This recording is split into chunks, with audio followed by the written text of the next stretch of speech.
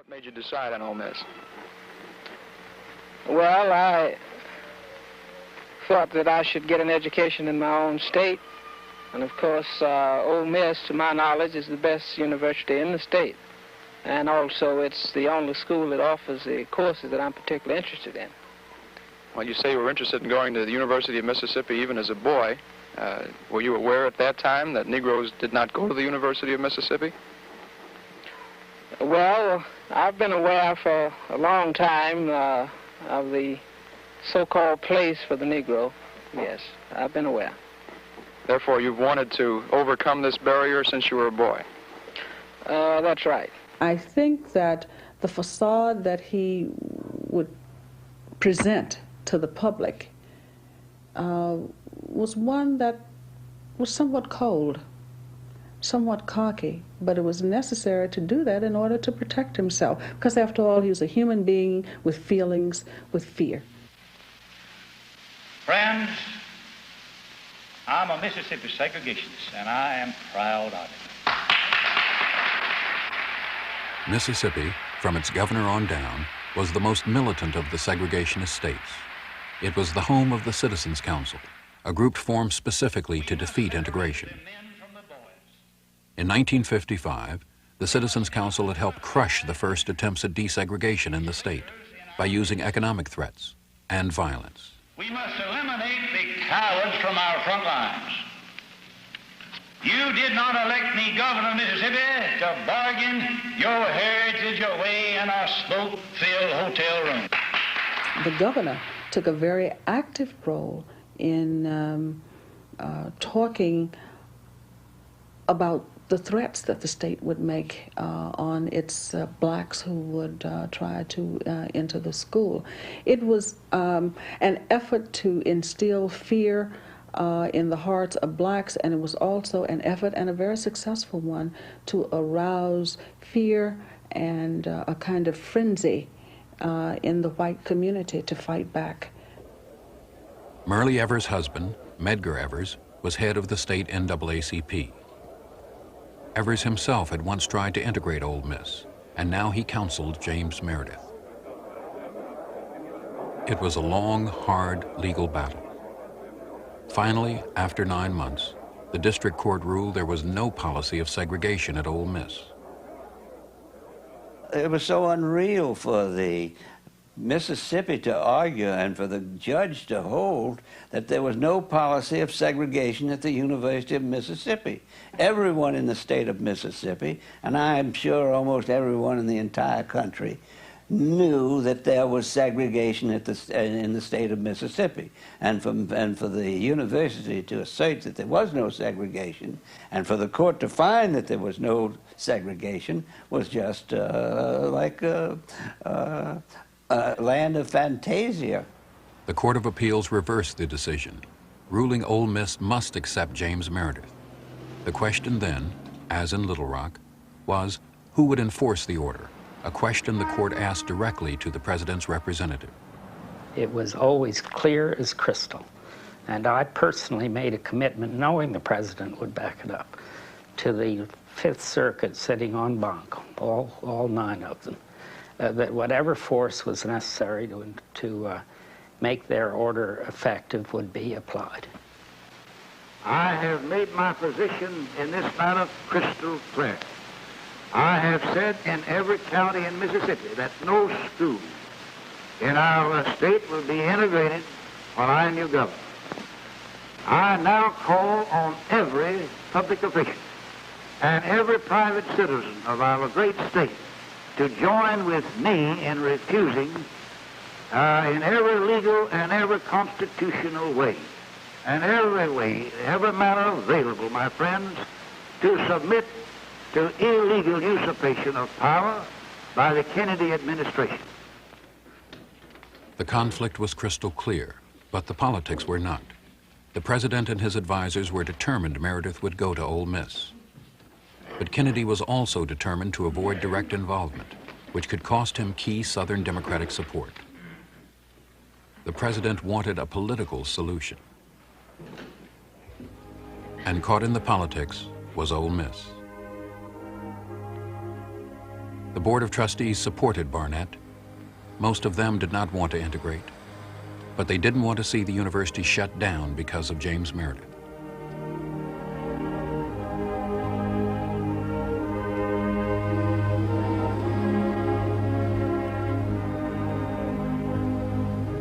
Well, none of the students, I think I speak for all of them, want the school closed.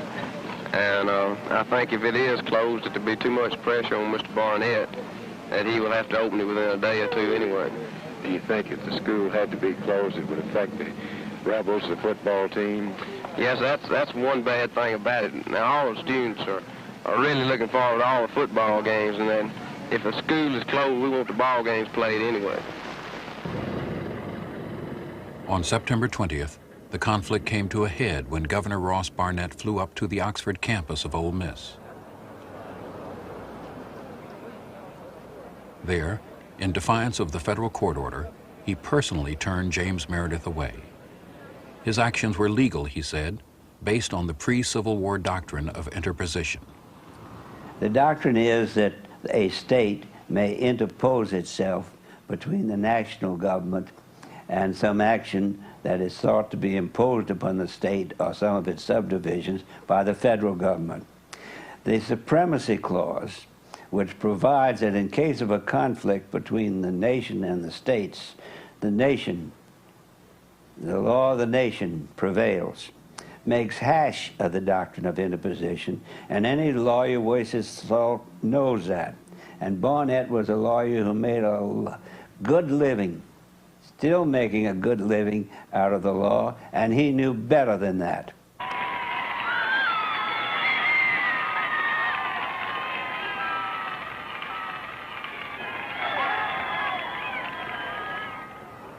Five days later, on September 25th, armed with more court orders on his behalf, James Meredith tried again to register at the University of Mississippi, this time at its Jackson office, and this time accompanied by John Doerr of the Justice Department and U.S. Marshal James McShane.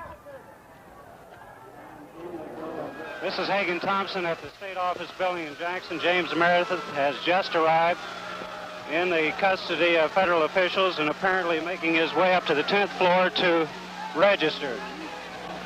And in they go, and we'll switch now in just a moment. The crowd is booing lustily inside the Woolfolk building. Have a crowd of several thousand inside and out.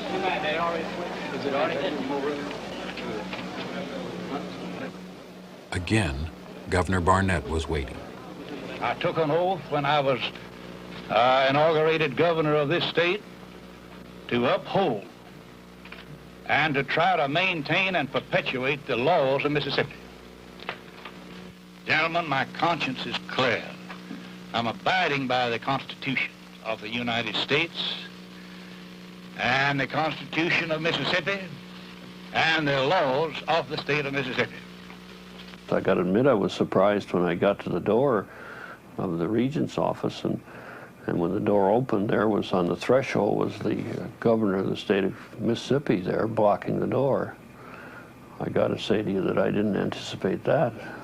And he had a proclamation, and he read it, in which the end line was, I refuse to register you under the authority of the laws of the state of Mississippi. So we left. Once again, a governor's action had created a constitutional test. Now the question was, would President Kennedy use the U.S. Army, as President Eisenhower had? Kennedy was still reluctant. Instead, he tried secret telephone negotiations with Governor Barnett. Well, now, you just don't understand the situation down here. Well, the only thing is, I got my responsibility. This is not my order. I just have to carry it out. So I want to get together and try to do it with you in a way which is the most satisfactory and causes the least chance of damage to people in Mississippi. That's my interest. That's right. Would you be willing to wait a while and let the people cool off on the whole thing? Until how long? But you make a statement to the effect, Mr. President, that under the circumstances existing in Mississippi, that there will be bloodshed.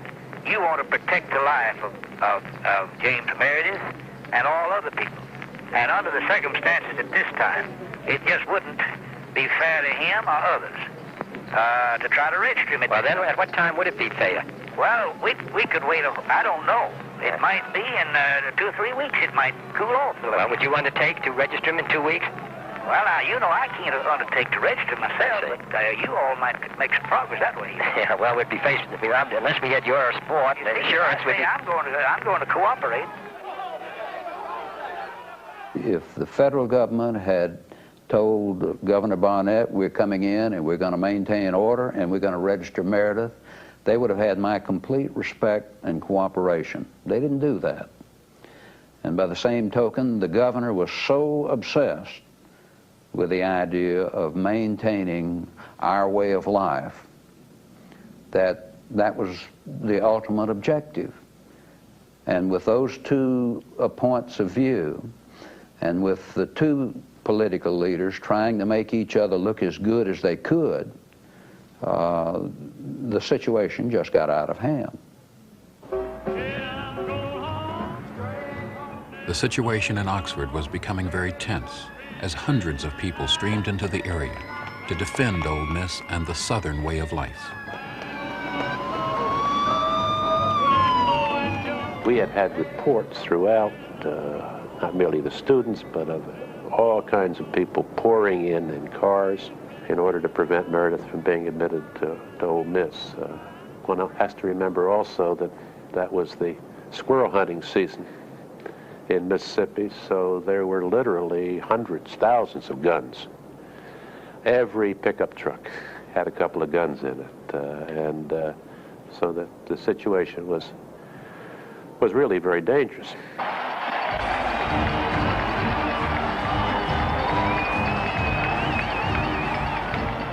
Saturday, September 29th. The Ole Miss campus was deserted as the students flocked to Jackson for the football game against Kentucky.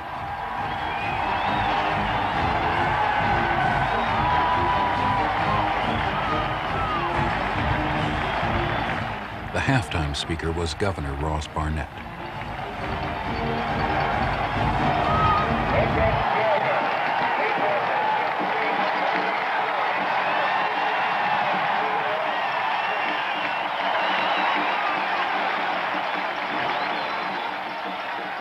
I love Mississippi. I love her people. I'm accustomed. I love and I respect our heritage.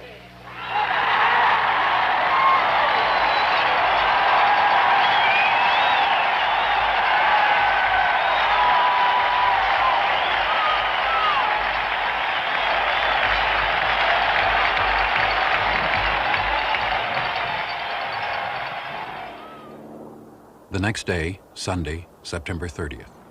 Finally, President Kennedy decided the time had come to enroll James Meredith at Ole Miss. He sent several hundred U.S. Marshals to the campus to prepare, and he announced he'd make a special speech to the state that night. Sunday evening, when I flew down in a government plane to the airstrip at the University of Mississippi, and we had marshals already down there. We had about 400 or 500 marshals sworn in as from the prison guards, from the Border Patrol, from the U.S. Marshal Service, from any other place we could find reasonably trained law enforcement officers. And they were themselves an irritant to the students who were returning from a football weekend.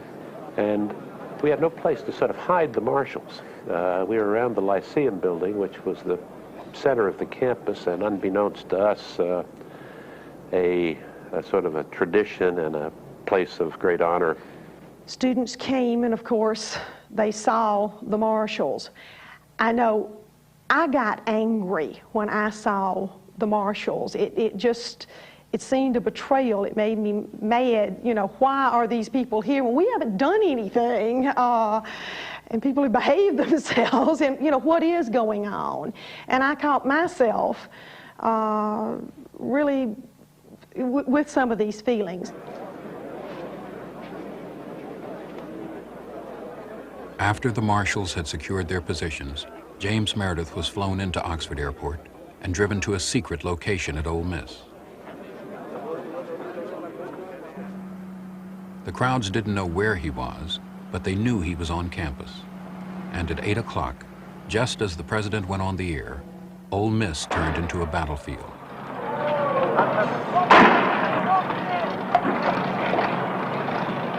Very few people heard the president's words.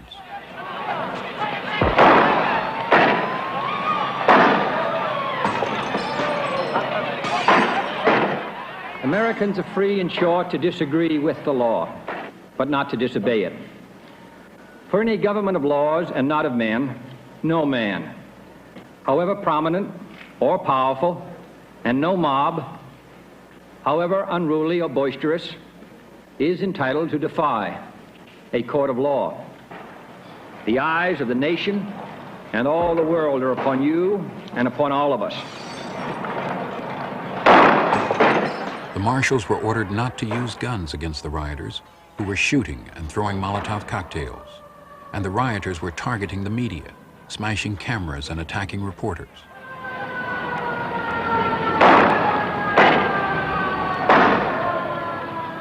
There was one freshman girl that had been this little flower of Southern gentility when I had met her.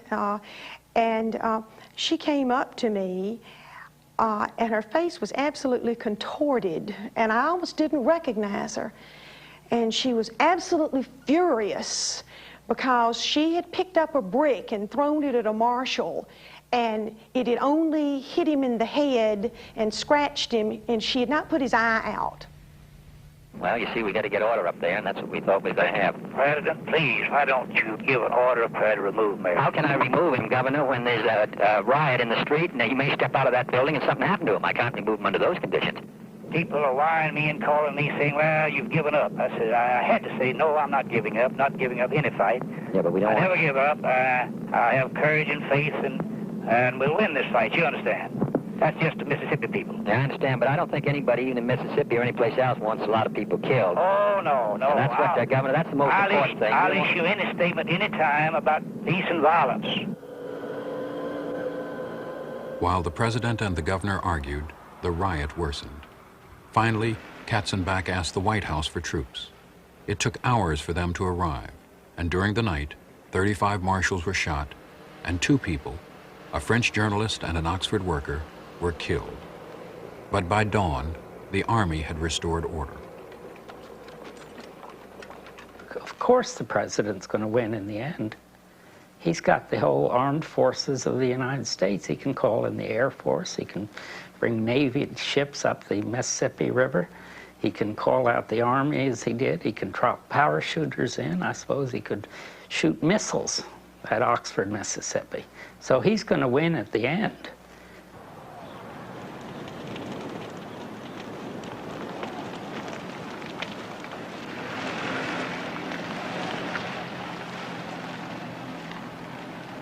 I recall driving to the campus, and I guess when I got to the circle was when I really saw the impact of the riot the previous evening. I reported to my office. As I recall it, there weren't very many of the staff there. Many of them were too afraid to come to the campus on Monday.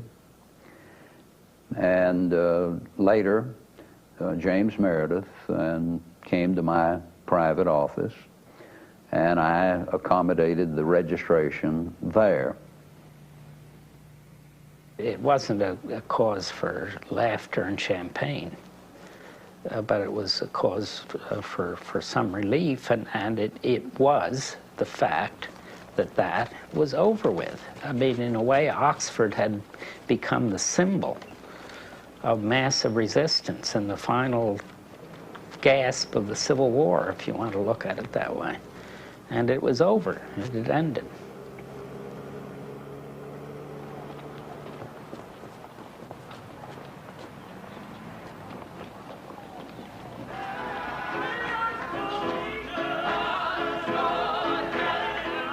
Sir, there's been a great deal of turmoil and conflict. 2 people have been killed. Do you have any feelings of guilt? Have you given that any second thoughts?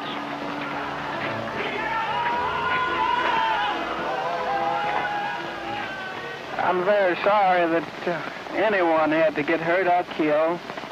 But of course, I think that's an unfair question to me. I don't believe any of you believe that I had anything to do with that. How are you getting along in school, sir? Just fine, just fine. How are the students have been talking to? Has there been any reaction? No, just acting like students, I suppose. Is this a kind of a lonely life for you, despite all these people around you? I've been living a lonely life a long time.